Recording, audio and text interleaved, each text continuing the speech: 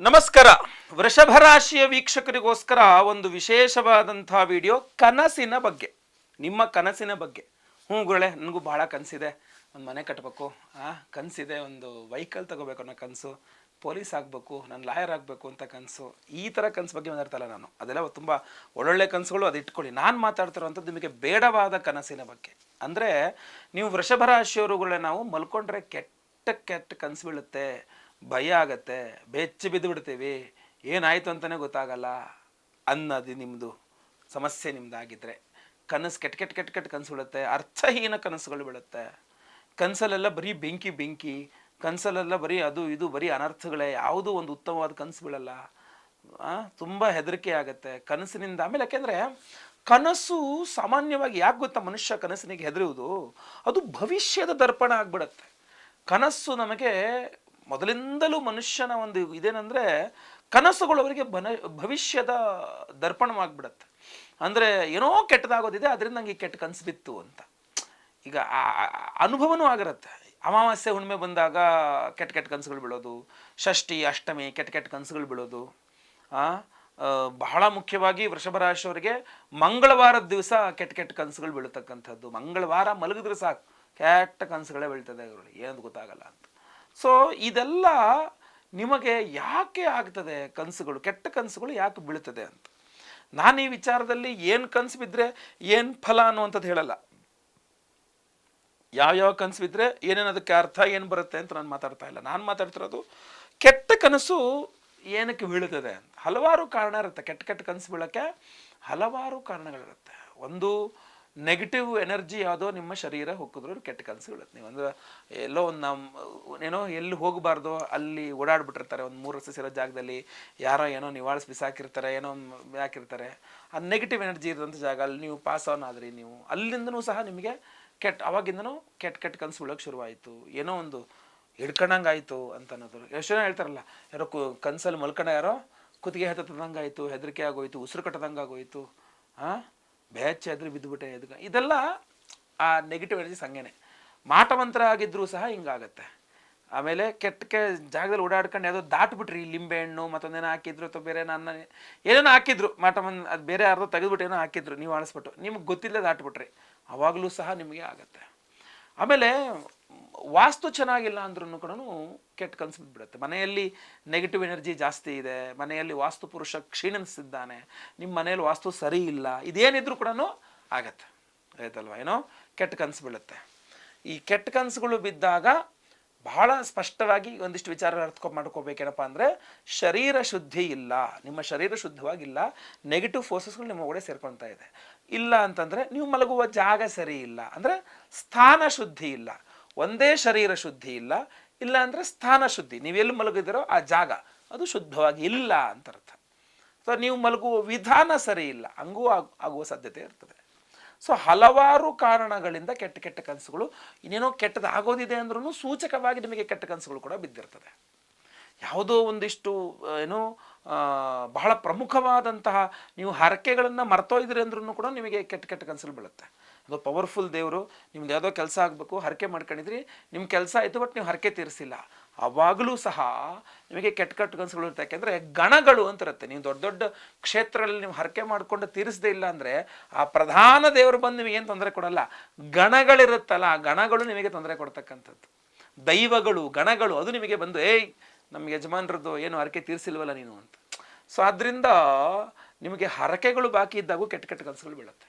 So ಹಲವಾರು ಕಾರಣಗಳಿಂದ ಕೆಟ್ಟ ಕೆಟ್ಟ ಕನಸುಗಳು ಬಿದ್ದು ಬೆಚ್ಚು ಬಿದ್ದು ಹೆದರಿಕೆಯಾಗಿ ಆ ಕೆಟ್ಟ ಕನಸಿಗೆ ಬಿದ್ದ ದಿವಸ ನಿಮ್ಮ ಕೆಲಸ ಎಲ್ಲ ಹಾಳು.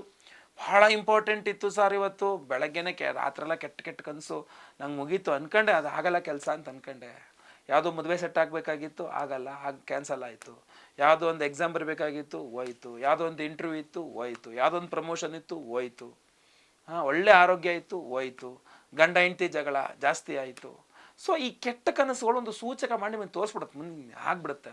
ಸೊ ಕೆಟ್ಟ ಕನಸೇ ಬೀಳಬಾರ್ದು ಅನ್ನುವಂಥದ್ದಕ್ಕೆ ಏನು ಮಾಡಬೇಕು? ಹೌದುಗಳೇ, ನೀವು ಹೇಳಿದ್ದೆಲ್ಲ ಹೌದು. ನನಗೂ ಕೆಟ್ಟ ಕನಸುಗಳು ಬೀಳುತ್ತೆ, ಹೆದರಿಕೆ ಆಗುತ್ತೆ. ಏನು ಮಾಡ್ಬೇಕು ನಾವು ವೃಷಭ ರಾಶಿಯವರು ಕೆಟ್ಟ ಕನಸಿನ ಒಳಗೆ ಬರೋದು? ನಾನು ಆಗಲೇ ಹೇಳಿದ್ನಲ್ಲ, 2 ಕಾರಣಗಳಿಂದ ಆಗುತ್ತೆ. ಒಂದು, ಶರೀರ ಶುದ್ಧಿ ಆಗಿಲ್ಲ ಅಂದರೆ ನಿಮ್ಮ ಬಾಡಿ ಶುದ್ಧವಾಗಿಲ್ಲ ಅಂತ. ಸೊ ಬಾಡಿ ಶುದ್ಧವಾಗಿದ್ದಾಗ ಕೆಟ್ಟ ಕೆಟ್ಟ ಕನಸುಗಳು ಅಂದರೆ ಕೆಟ್ಟ ಶಕ್ತಿಗಳು ಒಳ ಪ್ರವೇಶ ಮಾಡದೆ ನಿಮಗೆ ಕೆಟ್ಟ ಕನಸುಗಳು ಬೀಳುವ ಸಾಧ್ಯತೆ ಕಡಿಮೆ ಇರುತ್ತೆ. ಅದಕ್ಕೆ ಏನು ಮಾಡ್ಬೋದು ನೀವು ಅಂತಂದರೆ ಭಾಳ ಸಿಂಪಲ್ ಪರಿಹಾರ ಬೇಕು ಅಂದರೆ ಮಂಗಳವಾರಗಳಲ್ಲಿ ಸುಬ್ರಹ್ಮಣ್ಯನ ದೇವಸ್ಥಾನಕ್ಕೆ ಹೋಗಿ ಒಂದು ಕುಂಕುಮಾರ್ಚನೆ ಮಾಡಿಸ್ಕೊಂಡು ಆ ಕುಂಕುಮನ ಒಂದು ಪಾಕೆಟ್ ಥರ ಕಟ್ ರೆಡಿ ಮಾಡಿ ಇಟ್ಕೊಳ್ಳಿ. ಅದನ್ನು ಡೈಲಿ ಮಲಗುವ ಮುನ್ನ ಕೈಕಾಲು ತೊಳ್ಕೊಂಬಂದು ಹಣೆಗೆ ಹಚ್ಕೊಂಡು ಮಲ್ಕೊಳ್ಳಿ ಆ ಕುಂಕುಮನ ಮಲಗುವ ಮುನ್ನ. ಅದಕ್ಕಿಂತ ಅದ್ರ ಜೊತೆಗೆ ಇನ್ನೊಂದು ಹೇಳ್ತೀನಿ, ಈ ವಿಡಿಯೋ ಎಂಡಲ್ಲಿ ಒಂದು ವಿಶೇಷವಾದ ಮಂತ್ರವನ್ನು ಕೊಡ್ತೇನೆ. ಆ ಮಂತ್ರವನ್ನು ಡೈಲಿ ಕೇಳಿಸ್ಕೊಂಡು ಆ ಕುಂಕುಮ ಹಣೆಗೆ ಇಟ್ಕೊಂಡು ಡೈಲಿ ಮಲಗುವ ಮುನ್ನ ಒಂದು 5 ಬಾರಿನೋ 6 ಬಾರಿನೋ ಆ ಮಂತ್ರವನ್ನು ಕೇಳಿಸ್ಕೊಂಡು ಹಣೆ ಕುಂಕುಮ ಇಟ್ಕೊಂಡು ಮಲ್ಕೊಳ್ಳಿ, ನಿಮಗೆ ಕೆಟ್ಟ ಕನಸು ಬೀಳಲ್ಲ. ಇನ್ನು ಕೆಲವು ಸಲ ಏನಾಗ್ಬಿಡುತ್ತೆ, ಮಲಗುವ ಜಾಗವೇ ಸರಿ ಇಲ್ದೋದಾಗ ಏನು ಮಾಡೋದು, ಆ ಜಾಗವನ್ನು ನೋಡಿ ಇನ್ನು ಸೂಕ್ಷ್ಮ ಹೇಳುತ್ತೆ ನಿಮಗೆ. ನೀವು ಮಲಗುವ ದಿಕ್ಕನ್ನು ಬದಲಾಯಿಸಿದ್ರು ಕೂಡ ಕೆಟ್ಟ ಕನಸು ಬೀಳಲ್ಲ, ಗೊತ್ತಾ ನಿಮಗೆ? ಮಲಗುವ ದಿಕ್ಕು, ಈಗ ಉತ್ತರಕ್ಕೆ ತಲೆ ಹಾಕಿ ಮಲಗಬಾರ್ದು. ನಾನು ಮಲಗಲ್ಲ ರೀ, ನಾನು ನಾರ್ಮಲಾಗಿ ಪೂರ್ವಕ್ಕೆ ತಲೆ ಹಾಕಿ ಮಲ್ಕೊಂತೀನಿ, ಆದರೂ ಕೆಟ್ಟ ಕನಸು. ಯಾವ ಕೆಟ್ಟ ಕನಸು ಬಿದ್ದು ಬೆಚ್ಚಿ ಎದ್ದು ಕೂತೆ ಅನ್ಕೊಳ್ಳಿ, ನೀವು ಯಾವ ದಿಕ್ಕಿಗೆ ತಲೆ ಹಾಕೊಂಡು ಮಲ್ಕೊಂಡಿದ್ರಲ್ಲ ಮತ್ತೆ ವಾಪಸ್ ಅದೇ ದಿಕ್ಕಿಗೆ ತಲೆ ಹಾಕಿ ಮಲ್ಕೋಬೇಡಿ, ಇನ್ನೊಂದು ದಿಕ್ಕಿಗೆ ತಲೆ ಹಾಕಿ ಮಲ್ಕೊಳ್ಳಿ ಅಷ್ಟೇ. ಅದ್ರ ಆಪೋಸಿಟ್ ದಿಕ್ಕಿಗೆ ತಲೆ ಹಾಕಿ ಅಂದರೆ ಇಷ್ಟು ದಿವಸ ಇಷ್ಟೊತ್ತು ಅಂದರೆ ಈ ಕೆಟ್ಟ ಕನಸು ಬಿದ್ದು ಬೆಚ್ಚಿ ಬೀಳುವ ತನಕ ನೀವು ಯಾವ ದಿಕ್ಕಿಗೆ ತಲೆ ಹಾಕೊಂಡು ಮಲ್ಕೊಂಡಿದ್ರೋ ಆ ದಿಕ್ಕಿಗೆ ಕಾಲಿರಬೇಕು, ನಿಮ್ಮ ಕಾಲಿನ ದಿಕ್ಕಿಗೆ ನಿಮ್ಮ ತಲೆ ಇರಬೇಕು. ಆ ಥರ ಮಲ್ಕೊಂಡ್ಬಿಟ್ರೆ ಆಯ್ತು, ಪಟ್ ಅಂತ ನಿದ್ರೆ ಬಂದ್ಬಿಡುತ್ತೆ ನಿಮಗೆ. ಒಂದು ಅದು ಮಾಡೋಕ್ಕಾಗಿಲ್ಲ ಅಂದರೆ ಸ್ಥಾನ ಪಲ್ಲಟ, ಅಂದರೆ ಬೆಡ್ರೂಮಲ್ಲಿ ಮಲಗಿದ್ರಿ ಕೆಟ್ಟ ಕನಸು ಬಿತ್ತು ಎದ್ದೋಗಿ ಹಾಲಲ್ಲಿ ಮಲ್ಕೊಂಡ್ರಿ ಅಂತ, ಹಾಲಲ್ಲಿ ಮಲಗಿದ್ರಿ ಕೆಟ್ಟ ಕನಸು ಬತ್ತು ಎದ್ದು ಬಂದು ಬೆಡ್ರೂಮಲ್ಲಿ ಮಲಗಿದ್ರಿ ಅಂತ. ಸೊ ಸ್ಥಾನ ಪಲ್ಲಟ, ಮಲಗುವ ಜಾಗವನ್ನು ಬದಲಾಯಿಸುವುದರಿಂದಲೂ ಸಹ ನಿಮಗೆ ಕೆಟ್ಟ ಕನಸುಗಳಿಂದ ಅಂದರೆ ಕಂಟಿನ್ಯೂ ಆಗದಿರೋಂಗಿಲ್ಲ. ತಾತ್ಕಾಲಿಕ ಪರಿಹಾರಗಳು ನಿಮ್ಗೆ ಹೇಳ್ತಾ ಇದ್ದೀನಿ, ಚಿಕ್ಕಪುಟ್ಟ ಪರಿಹಾರಗಳು ಮಾಡ್ಕೋಬೋದು ನೀವು ಆರಾಮಾಗಿ. ಸೊ ಅದರಿಂದಲೂ ಸಹ, ಯಾಕೆಂದರೆ ವಾಸ್ತು ದೋಷಗಳಿದ್ದಾಗೂ ಕೆಟ್ಟ ಕೆಟ್ಟ ಕನಸುಗಳು ತುಂಬ ಬೀಳುತ್ತೆ. ನೀವು ವಾಸ ಮಾಡುವ ಮನೆಯಲ್ಲಿ ಯಾವುದೋ ಕೆಟ್ಟ ಶಕ್ತಿ ಇದ್ರಾಗೂ ತುಂಬ ಕೆಟ್ಟ ಕೆಟ್ಟ ಕನಸುಗಳು ಬೀಳುತ್ತೆ. ಇಲ್ಲ ನೀವು ಹೊರಗಡೆಯಿಂದಾರು ಒಂದಿಷ್ಟು ಕೆಟ್ಟ ಕೆಟ್ಟ ಶಕ್ತಿಗಳನ್ನು ಏನೋ ದಾಟ್ಕೊಂಡು ಮಾಡಿಕೊಂಡು ನೀವು ಹಿಡ್ಕೊಂಬಂದಿರ್ಬೋದು, ಅಥವಾ ಯಾರೋ ಮಠಮಂತ್ರ ಮಾಡಿಸೋ ಕೆಟ್ಟ ಶಕ್ತಿ ಬಂದಾಗೂ ನಿಮಗೆ ಹಿಂಗೆ ಕೆಟ್ಟ ಕನಸು ಬೀಳುತ್ತೆ. ಇಲ್ಲ ನೀವು ಒಂದಿಷ್ಟು ಹರಕೆಗಳನ್ನ ಬಾಕಿ ಬಿಟ್ಟಿದ್ರ ಅಂದ್ರೂ ಕೆಟ್ಟ ಕನಸುಗಳು ಬೀಳುತ್ತೆ. ಸೊ ಹಲವಾರು ಕಾರಣ ಇರುತ್ತೆ ಆಯ್ತಲ್ವ ಕೆಟ್ಟ ಕೆಟ್ಟ ಕನಸುಗಳು ಬೀಳೋಕ್ಕೆ. ಅದಕ್ಕೆ ಪರಿಹಾರ ಸ್ವರೂಪ ಇದು ಚಿಕ್ಕ ಪುಟ್ಟದಾಗಿ ಸ್ಥಾನ ಪಲ್ಲಟ ಅಥವಾ ಶರೀರ ಶುದ್ಧಿ ಇದನ್ನೆಲ್ಲ ಹೇಳಿದೆ. ಒಂದು ಪರ್ಮನೆಂಟ್ ಆದ ಅದ್ಭುತವಾದಂಥ ಸೊಲ್ಯೂಷನ್ ಬೇಕು ನಿಮಗೆ ಅಂತಂದರೆ ನಿಮಗೊಂದು ಸಾಧನ ಬೇಕು, ಒಂದು ಪವರ್ಫುಲ್ ಶಕ್ತಿ ಬೇಕು ನಿಮಗೆ. ಅದು ಬಂದು ನಿಮಗೆ ಸ್ವಪ್ನೇಶ್ವರಿ ಹೋಮ. ಸ್ವಪ್ನೇಶ್ವರಿ ಅನ್ನುವಂತಂದರೆ ಆ ದೇವಿ ಹೆಸರೇ ಸ್ವಪ್ನೇಶ್ವರಿ ಅಂತ. ಆ ಸ್ವಪ್ನೇಶ್ವರಿ ಮಂತ್ರ, ಆ ದೇವಿಯ ಮಂತ್ರ ಇದೆ. ಆ ಸ್ವಪ್ನೇಶ್ವರಿ ಮಂತ್ರದಿಂದ ಹೋಮವನ್ನು ಮಾಡಿ, ವಿಶೇಷವಾಗಿ ಈ ಕೃಷ್ಣಕೀಲಕ ಅನ್ನುವಂಥ ರತ್ನ, ಈ ಕೃಷ್ಣಕೀಲಕ ಒರಿಜಿನಲ್ ಉಪರತ್ನ ಇದು.